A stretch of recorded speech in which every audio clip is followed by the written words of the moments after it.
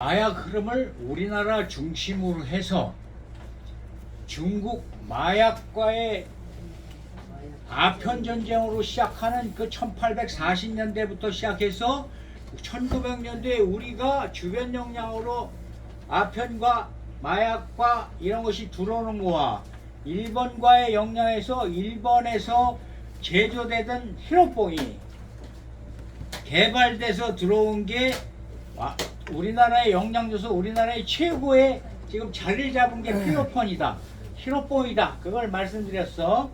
그거에 대한 게 얇은 거, 논아준 거에 대한 게 필로폰에 대해서 여러분들한테 이게 자세한 이제 필로폰의 내용들이 들어가 있어요.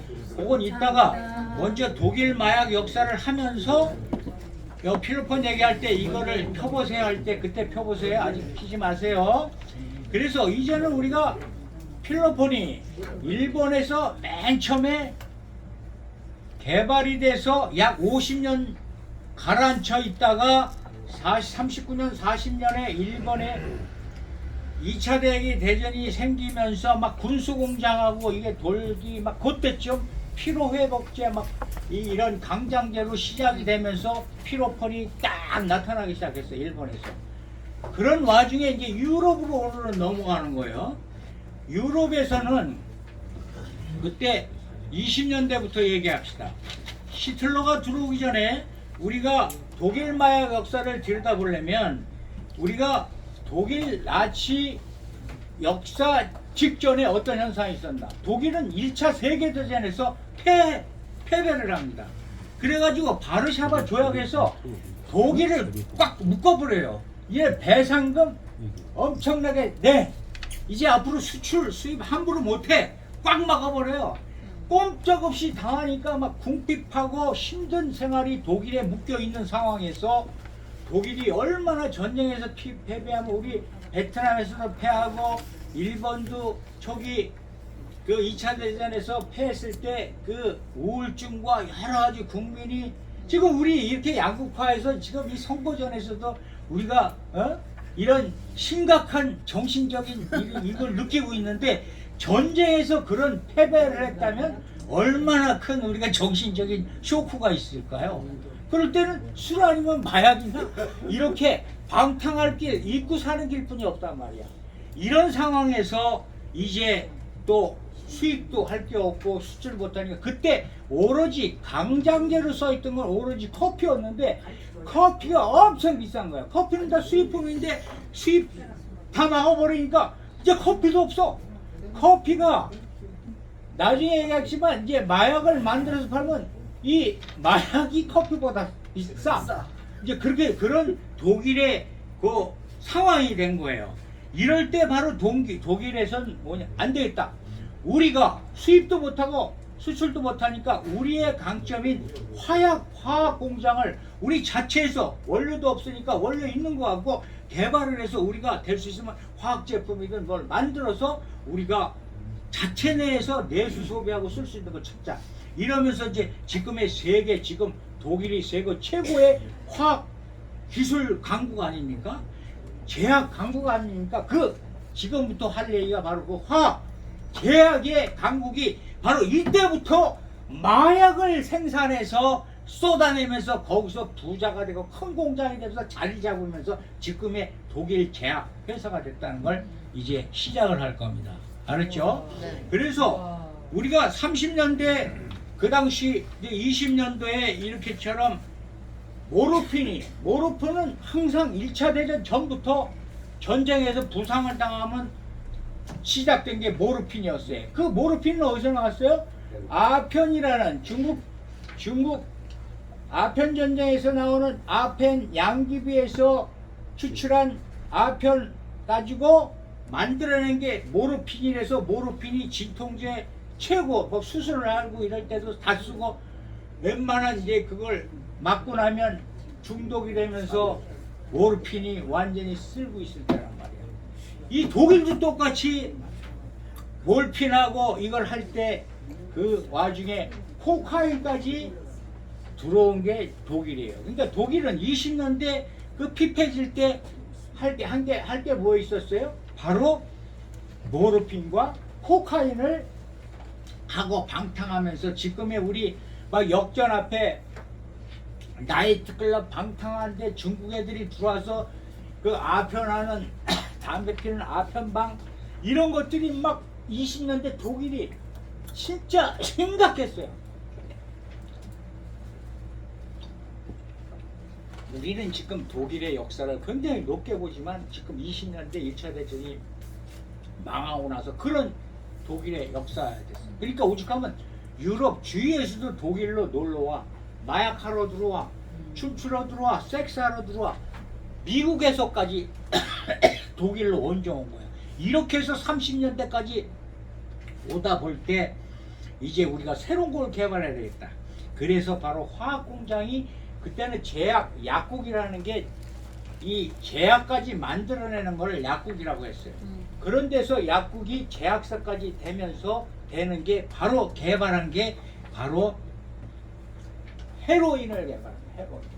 그때 헤로인이 언제 겠냐면 1897년도에 여러분 아스피린 있죠, 아스피린. 이 아스피린이 이제 기적의 약을 개발해야 되겠다. 제약사들이 막 이걸 뒤질 때 무슨 일이 생겼냐? 바로 우리가 잘 아는 바이엘사가 아스피린을 딱 개발했는데 11일 후에 헤로인까지 개발했어요. 그때 헤로인은 엄청난 진통제로서 우리가 지금 여기서 모르핀 하던 진통제가 조금만 맞으면 그래도 덜 어딘가 아픈 것 같고 이랬는데 헤로인을 딱 먹으니까 막 아픈 게 그냥 싹 없어지면서 기분까지 막 뿅 가면서 막 이러니까 헤로인이 또 막 뜨기 시작한 거야. 그러니까 독일은 몰핀, 코카인, 헤로인까지. 그래서 이제 제약을 얘기하면 바이엘사에서는요, 그 아스피린은 지금까지 오잖아. 100년이 돼가는 거지. 근데 헤로인은 중간에 이 중독성과 금연 현상 이런 마약으로 하면서 규제가 된 거고 아스피린은 그러니까 그 당시 이 화학 제약사의 연구 개발하는 것은 버드나무 껍질을 먹으니까 진통 효과가 있더라. 그러니까 버드나무 껍질을 그러다가 성분을 뽑아내서 개발한 게 바이엘 아스피린이란 말이에요. 이제 그런 식으로 거꾸로 합성 마약에서 모르핀에서 아편에서 모르핀을 빼는 것처럼 모르핀에서 또 새로운 유도체를 뽑아내서 디아세틸 모르핀으로 만든 게 헤로인이에요. 그러니까 모르핀하고 헤로인이 완전히 틀린 것 같지만 이름이 디아세틸 모르핀이야. 모르핀에서 뽑아냈기 때문에 디아세틸 모르핀이야. 알았죠? 그러니까 코카인, 그때 코카인이 남미에서 페루에서 들어와야 돼. 근데 그 당시 패전이라도 연합국이 전부 다 이 마약 규정을 협정을 맺은 게 27년도인데 얘네들이 미루면서 29일까지 비준을 하게 하면서 100%를 코카인을 다 받아요. 코카인 잎을. 그래가지고 그걸 코카인을 다 만들어내서 80%가 독일에서 지금 여지껏 우리가 코카인 하면 지금 막 때리고 막 몇 톤씩 들어오는 코카인 문제가 독일이 지금 20년대 30년대는 최고의 코카인 생산국이고 최고의 소비국이 되고 최고의 수출국이 된 게 또 독일이라는 걸 아셔야 돼요. 저도 깜짝 놀랐어요. 이렇게 역사를 들어가 보니까. 그러니까 이 세계를 처방 없이 사서 막 피고 먹고 하는 정도가 되니까 얼마나 의사까지도요 40%가 중독 환자가 의사까지 처방해주는 의사도 먹고 40% 예? 이 정도로 심각한 거예요. 자 이러면서 이게 헤로인을 맨 처음에 어떻게 하냐면 두통약, 무기력증이 있고 어린이 기침감지 치료제 이런 데 막 쓰면서 갓난아이가 배앓이 한다 헤로인 먹여? 그밖에 울다가도 응애응을 헤로인 먹여? 짱 방글방글 갓난아이가 방글방글 돼. 이렇게 사용했던 게 지금의 마약이에요. 알았죠? 이렇게 해서 자 이렇게 할 때 바로 메이드 인 저머니 하면 품질 보증서나 마찬가지야. 이게 중국 애들이 오죽하면 메이드 인 저머니를 모방, 그때 당시에도 중국 놈들 모방만 했어. 그래갖고 상표 모방해갖고 다 팔아먹었어 중국 애들. 예? 이런 식으로 독일 제품하면 독일 마약이 최고로 인정받고 최고의 고급 품질을 썼어. 그래서 실질적으로 20년대 30년대 초까지 우울과 낙담에 빠진 사람들에게 마약의 중요성이 꾸준히 높아지면서 독일은 그것을 생산할 노하우를 갖고 공장을 막 증설하고 그냥 막 양을 늘린 거예요. 그 늘린 양 다 어떻게 하겠어요? 다 국민 먹고 또 나가고 엄청난 이런 파급 효과가, 우리는 일본과 동남아만 미국만 생각했지 이런 독일이 이런 일이 있었다는 걸 여러분이 오늘 배워서 알게 되는 거예요. 그렇게 해가지고 실질적으로 우리가 알칼로이드 산업이라고 하면 이건 하나 이제 마약 공부하는 사람들 하나 알아두세요. 알칼로이드 산업 하면 아편 마약 산업을 표현할 때 알칼로이드라고 표현해. 알칼로이드 아편으로 정제돼서 마약을 만드는. 그래서 우리가 이제 마약 공부를 하는 사람은 알칼로이드 산업, 알칼로이드가 뭐야? 아편 쪽의 산업이다.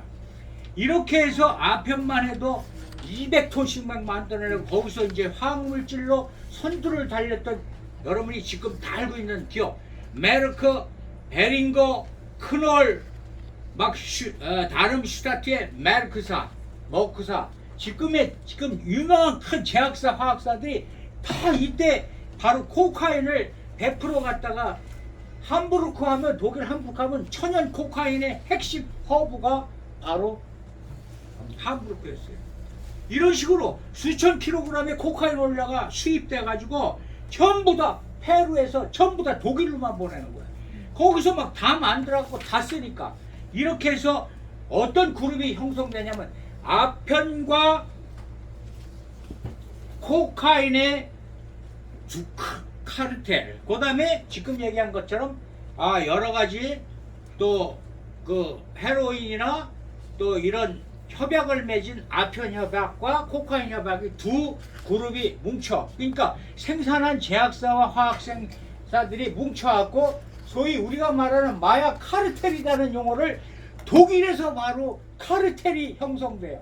이 마약 카르텔이 이거를 다 주도하고 잡았던 데가 어디냐? 바로 메르크사, 독일 말은 메르크사, 지금 우리는 머크사라고 하는 지금 제약회사가 이 카르텔의 양의 300의 카르텔을 다 지고 생산해서 다 뿌린 거야.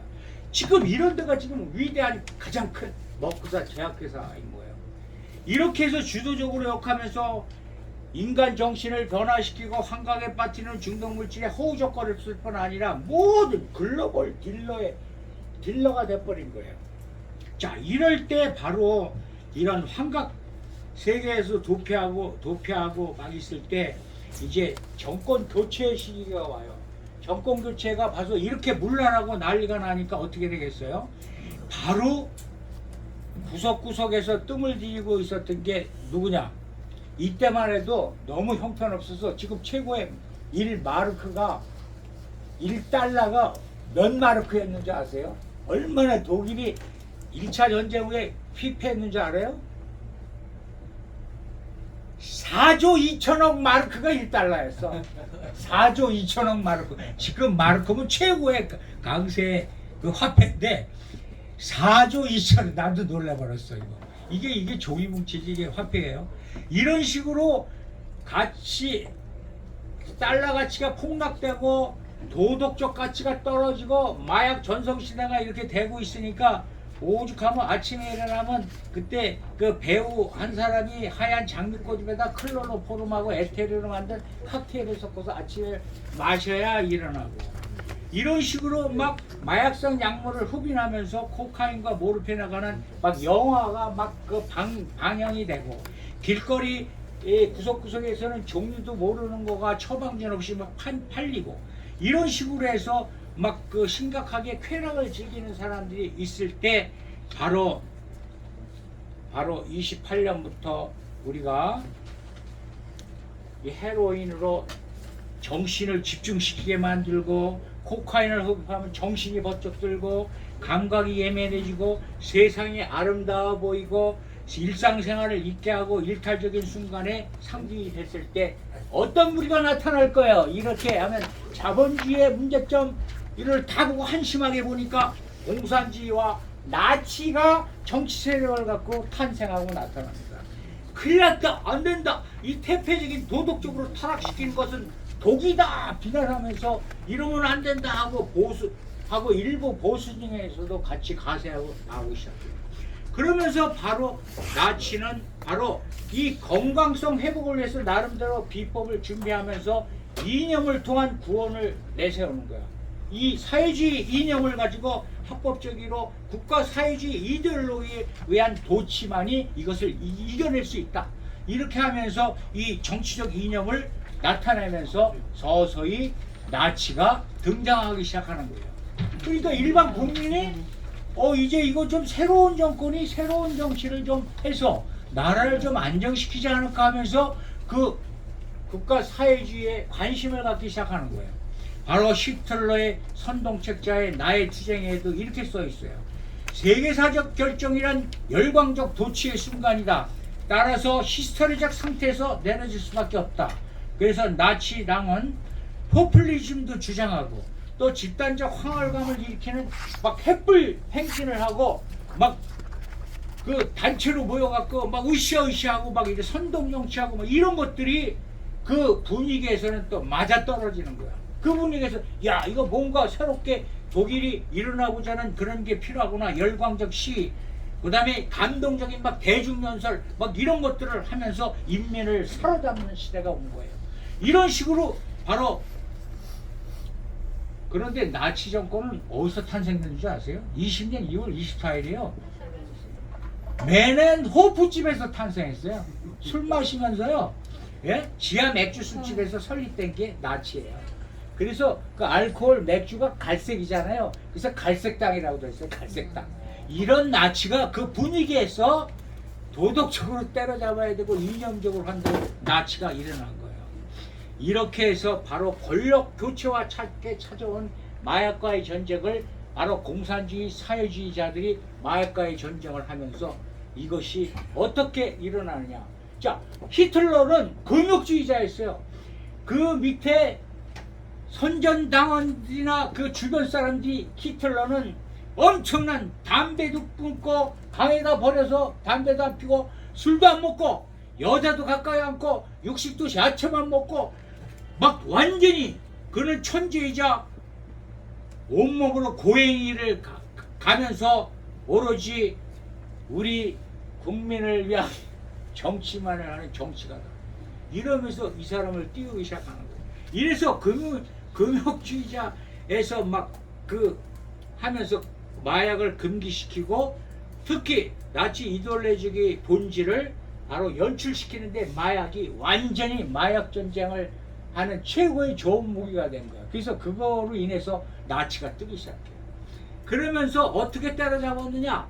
마약 퇴치 운동을 바로 얘네들이 어느 때 내가 옛날에 보면요, 강경하게 우리가 마약 때려잡아야 된다 이런 생각할 땐 독일 이때처럼 때려잡아야 돼 그런 생각도 가졌다가 점점 공부에 들어가면서 얘네들이 그걸 끝난 게 아니라 이것들이 머리를 써서 인종위생 전쟁으로 이걸 엮어버려요. 에? 마약을 하는 건 전부 이거 또라이다. 이건 정신병 환자다. 이래가지고 이제 구분하기 시작하면서 반유대 전쟁을 요거와 연결시켜버려요. 우리는 그냥 반유대 막 그 가스실 막 이런 것만 생각했죠. 사실은 시작이 마약 중독자, 마약 취급자를 상대로 해서 시작한 거를 가스실로 보내고 이렇게 하면서 유대인들을 껴서 같이 몰아버리는 거예요. 그러면서 유대인이 나중에 처음에는 가스를 유대인한테 안 썼어요. 바로 마약 중독자 걸리면 처음에는 강제 구금 2개월씩 무조건 법 없이 마약 취급 잡으면 무조건 강제 수용사 같은 데서 감옥시키다가 유대인들은 처음에 그렇게 안 하다가 나중에 이제 막 2번, 3번씩 잡혀오면 이걸 이제 막 죽여요. 인정청소신한다고 이건 정신 상태가 되면 결혼도 해서는 안 될 상황이다. 이거는 다 전염병, 외부 전염병으로 받고 마약 중독을 두 번째는 이게 유전학적으로 해서 자식이나 또 부인한테도 옮길 수 있다. 이게 중독이 옆에서 같이 피다 보면 막 번지니까 유행 전염성으로 보는 거야. 그러니까 이건 죽이는 수밖에 없다. 해서 그때 중독자들을 죽인 게 가스로 죽였어요. 오히려 유대인들은 반유대를 하면서 어떻게 하냐면 죽이는 걸 몰핀이나 마약을 때려넣어서 죽였어요. 반유대인들은. 그러다가 나중에 이제 전쟁 일어나고 유대인 말살전쟁 할 때 가스실로 보낸 거예요. 순서가 이렇게 됩니다. 이렇게 마약을 그런 식으로 이렇게 했다는 거예요. 그래서 우리가 이게 중요한 카드를 만들어요. 마약 범죄자 분류 28가지 분류를 시키면서 색깔별 마약 범죄자를 분류를 시킵니다. 여기에서 바로 마약 범죄 퇴치센터 등록 카드는 이 사람을 삶과 죽음으로 모는 그 체크 하나, OX 체크 하나가 내가 죽고 사는 걸로 결정되는 거야. 보건에서 건강검진하고 지구당별로 마약 퇴치 대책반을 세워가지고 이 사람이 잡혀거나 하면 등록 카드에 어떻게 기록하느냐에 따라서 이 사람은 적게 되는 거야. 낙인 효과, 그걸 스티그마라고 그래요. 우리가 이제 마약 공부 이제 이쪽이 아니라도 들어가면 스티그마, 바로 우리가 낙인 효과에 의해서 이 사람들은 가까이에서는 안 될 사람, 완전히 인종으로 사이코패스 인격으로 몰아버리고 전염의 위험성이라든지 병든 자손 방지법이라고 해서 살균법이라고 해요. 병든 자손을 방지해야 된다서 살균법으로 죽여버리는 거예요. 이게 바로 이런 법들이 탄생되기 시작한 거예요. 그래서 범죄적 정신병자들이 무수히 살해당한 게 바로 히틀러가 막 정권 잡기 총통되기 직전서부터 이걸 막 잡기 시작하면서 막 벌이는 행위라면 이렇게 무섭게 했어. 그래가지고 마약 범죄자 등록 카드에 플러스 마이너스라는 표기를 해. 플러스. 그럼 플러스가 어떤 일을 당하고 마이너스는 어떤 일을 당할까요? 바로 살해 수단으로서 플러스가 표시되는 사람은 치명적인 주사를 맞거나 가스실로 보내는 게 플러스 낙인 찍히는 사람. 그리고 마이너스 표사는 한 차례 유대인을 의미하면서 마이너스를 살짝 넣어서 이건 유대인이다 하고 이렇게 표시해버려요. 그래서 살해 수단으로 다량의 아까 얘기한 모르핀을 사용해서 제국 마약 범죄 퇴치 센터가 개입한 거예요. 이렇게 해갖고 36년 베를린 마약 전당국에서 이제 전국 마약 경찰청으로 확대가 되고 엘리트 의사들을 비장한 사명감을 갖게 보이게 해서 마약 퇴치 정책이 사회적 변두리 집단하고 소수자 집단에 대해서 배제와 억압을 심어넣어서 말살 수단으로 사용한 것이 바로 마약으로 시작된 거예요. 자, 이럴 때 이제 넘어가겠습니다. 이제 이럴 때 히틀러가 총통으로 저걸 딱 잡고 있을 때 어떤 사람이 나타나느냐? 바로 히틀러의 주치의가 되는 모렐 박사, 테오도르 모델 박사라는 사람이 있었어요. 이 사람이 어떻게 히틀러의 주치의가 되느냐? 이 사람은 원래 그 당시 비타민의 중요성을 알고 선구적인 비타민 개척자를 해서 많은 사람들을 치료하고 유명해지고 있었어요. 그럴 때 바로 누가 이 사람을 만나게 되느냐면 하이니 호프만이라는 히틀러의 20년 때부터 히틀러하고 가까워갖고 독일 제국의 사진기자였던 호프만이 임질이 걸리고 그 여파로 신우연염까지 퍼지고 있으니까 찾아간 게 모렐 박사였어요. 모렐 박사한테 치료를 받는데 이 사람이 배머리도 후딱 가지고 꼭 유대인같이 생겼거든. 그래갖고 이 사람을 좋게 보고서 했는데 치료까지 해서 딱 났어. 야, 이거 이 사람 그래서 고마워갖고 돈독한 관계를 맺을 때 총통 각하가 자기 집에 가끔 놀러 왔어요. 호프만 집에. 그럴 때 총통한테 총통이 요즘 소화도 안 되고 이렇게 건강에 안 좋네 이러니까 모렐 박사를 딱 소개하는 거예요. 그래서 나중에 그 호프만 집에 딱 히틀러가 왔을 때 모렐 박사가 초대돼서 거기서 바로 근데 이 여러분 호프만을 기억하세요? 왜? 그 사람이 히틀러를 완전 홍보 사진으로 이 사람을 위대한 영웅으로 만들어 가지고 민족에 경애하는 지도자를 만들어서 사진집만 수백만 부를 찍어서 팔아 가지고 홍보해서 히틀러도 뜨고 이 사람도 뜬 사람이야. 근데 이 사람의 조수가 누구였냐? 히틀러의 여인 에바 브라운이었어요. 히틀러의 여인 에바 브라운이 바로 이 집에 놀러와서 에바 브라운을 소개시켜서 히틀러의 애인이 된 거예요. 그러니까 호프만이 주치의도 소개시켰죠. 애인도 소개시켰죠. 그러니까 완전 히틀러는 양쪽을 다 얻었는데 결과적으로 이제 그게 안 좋은 이제 결말로 가게 되죠. 이렇게 해서 장내 미생물로 인해서 고생하던 이거를 이 사람이 그때 무타플로라는 제제를 추천해서 줘서 치료를 해줘요. 그러니까 너 이거 치료해주면 내가 집 하나 선물해줄게. 이렇게까지 해서 완전히 제2인자들이 모여 사는 최고급 주택에 딱 주치의가 가서 살게 돼요. 이 정도로 인정을 받고 있으면서 이제부터는 그 사람이 모렐이 기록하기 시작합니다. 이제부터 환자 A라는 이게 아돌프 히틀러의 A자인지 그냥 최고 일이 돼서 A자인지 A자로 표기하기에다 히틀러에 대해 처방한 것에 비밀로 기록하기 시작한 거예요.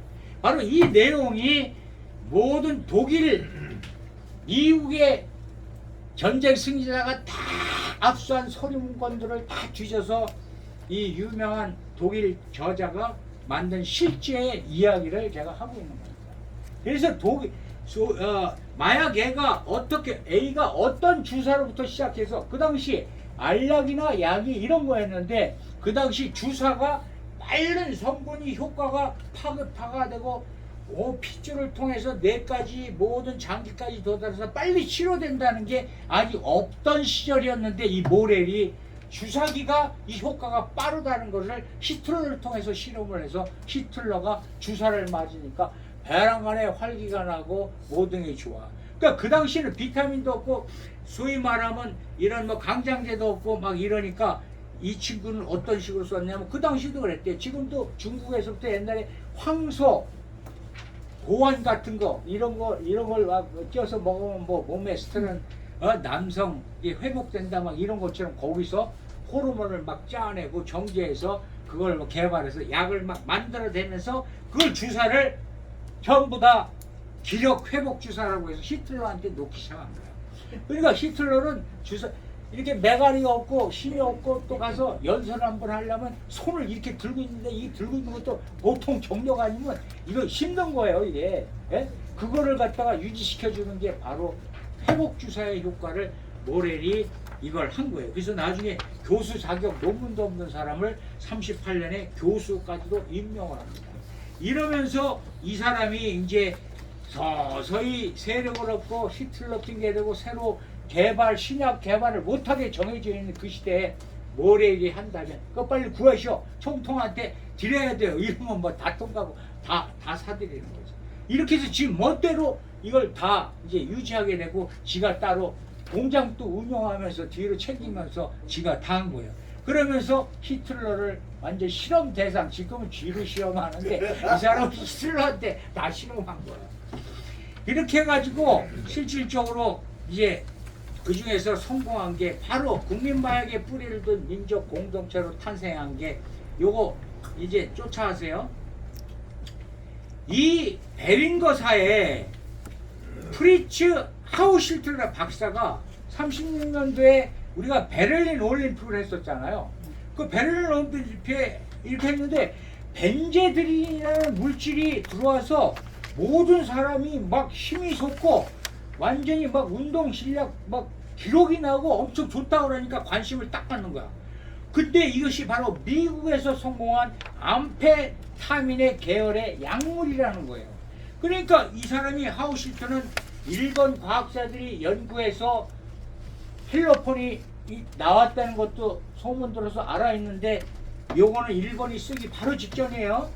미국에서도 암페타민 쪽으로 해서 이게 나왔다니까 이제부터 연구하기 시작한 거예요. 그래서 바로 일본에서 87년도에 메틸 암페타민이 처음 분자 합성을 해서 만들어서 19년도에 순수 결정체로 정제한 필로폰이 쇼병이라는 이름으로 제일 먼저 쓰인 게 39년, 40년, 41년에 가미가제 조종사들이 일본에서 천황한테 탁 이러면서 가미가제 한 잔 딱 마신 게 우리는 술로 마신 줄만 알았는데 이게 바로 필로폰을 딱 타서 먹인 거야. 막 그걸 먹고 막 하루로 날라서 그냥 막 뛰어박노들. 그래도 겁안다. 두렵지 않아. 에? 이런 마약을 먹었다는 사실이 우리가 마약 공부를 통해서 알게 돼요. 이런 사실이 있었는데 독일에서는 야 이거 뭔가 여기서 뭔가 개발을 해야 되겠다. 그리고 공부하고 들어가다 보니까 이 필로폰이 천연물질 에페드린 소기 그때 민간요법으로 사용되던 망이라는 식물 속에서 뽑아낸 그거 특히 몰몬교에서 활력을 얻게 해서 마신 게 몰몬차라고 해서 그게 마항을 타서 차로 마셔버릇해서 활력을 얻었던 걸 유명해서 거기서 에페드린을 뽑아내서 거기에서 바로 37년 10월에 펜너 공장에서 독일 최초의 메틸 암페타민을 만들어서 등록을 합니다. 그것이 바로 미국 벤제드린의 암페타민보다도 그때는 미국이 필로폰 전 단계인 벤제드린 정도였는데 그거의 변종 활력제였는데 그 이름이 바로 조세봐요. 페르비틴. 독일에서는 필로폰을 페르비틴이라고 해요. 그러니까 이 정도는 알고 있어야 돼요. 페르비틴. 그래서 페르비틴이 탄생이 되는 겁니다. 알았죠? 자, 그러면 이제 그만 요거만 하고 우리가 다른 걸로 넘어가 봅시다. 저기 원래 이 페르비틴 메틸 암페타민을 먹으면 제가 어떤 현상이 일어난다 그랬어요? 메틸이 붙은 암페타민이 하면 지용성이 돼요. 지용성. 다른 마약은 핏줄을 타고 들어가서 뇌에 가도 핏줄을 통과해서 뇌 신경전달 물질까지 들어가기가 오래 걸리고 잘 힘들어. 근데 지용성은 쉽게 통과돼서 뇌 신경물질을 건드리니까 금방 빠른 효과가 일어나는 게 바로 지용성이에요. 이게 바로 필로폰이 우수한 거예요. 그래서 우리가 실질적으로 이것이 딱 들어가면 뇌 속에서는 도파민이 분겨지고 우리 도파민만 알았죠? 뇌 외적으로는 바로 부신해서 아드레날린 즉 아드레날린이 쫙 유사한 것이 노르아드레날린이 막 쏟아져 나오면서 시냅스 틈새로 막 분출하는 거예요. 그러니까 양쪽 뇌에서는 도파민이 지금 도파민 얘기는 제가 나중에 도파민 신경전달 물질에서도 자세히 들어가겠지만 도파민이 우리 도파민만 알았어요. 여지껏 동기부여하고 이것이 기쁨을 주고 뭐 천국 간다 뭐 이런 얘기 내가 저번에 했는데 도파민만 얘기했는데 이것이 동시에 아드레날린까지 나오면서 막 힘이 생기고 잠을 안 자도 피곤하지 않고 막 모든 이제 생산성을 따지면 1시간에 할 일을 20-30분에 끝내버리고 막 이런 식으로 되는 거야. 피곤하지 않아. 힘도 안 들어. 무섭지도 않아. 돌진해도. 그래서 이제 바로 이게 2차 대전 전쟁에 사용되는 계기가 되는 겁니다. 이렇게 해서 점화의 불꽃이 일어나고 생화학적 기관총이 이것만 먹으면 살살씩 막 때리기 시작하고 막 머리에서 막 일어나고 몸에서 막 예민하면서 막 다 일어나는 거야. 손에서 막 힘이 생기고 겁다가리가 없어지고 막 이런 현상이 이제 있다가 여기서 자세히 자 그러면 우리 이거 필로폰을 잠깐 들어갑시다. 자 필로폰 이걸 꺼내보세요. 거기 맨 뒤에서 세 장째를 펴보세요. 필로폰 얘기가 나왔으니까 이거 잠깐 얘기하고 이거는 여러분들이 어느 정도 외워두면 오늘 다른 이야기는 그냥 잊어버려도 이거만큼은 여러분들이 알아두면 여러분은 이거 해주실 때요 페이지 수좀 적어주시면 예 알았어요. 이거는 내가 지금 해놓고 아닌 걸 또 따로 집어넣은 거야 내가 이거 요번에 이거 2월달 것도 아니고 이거 최근에 내가 요거만 또 정리해서 또 넣은 거예요. 자 여러분한테 이걸 알려주려고. 자, 이건 어떤 책에도 없어요 이렇게 정리된 거. 자 여러분이 우리가 알고 있는 피로뽕이라는 게 요 이름이 우리나라에서 이렇게 변질이 됐다고 저번에 얘기했어요. 저기 WHO 세계적으로는 메탐페타민이라고 불렀어. 70년대부터. 요 맨 위에 있어. 여기 이렇게 생긴 거. 뒤에서 됐겠죠? 그거 없는데? 없어요? 네. 그거 없어. 아 이거 없어. 없어? 잘렸어. 이거 카페에서 드려야지. 그 다른 데 봐봐. 왜 그게 없지? 그러면 요 카피를 좀 하세요. 이건 중요해서.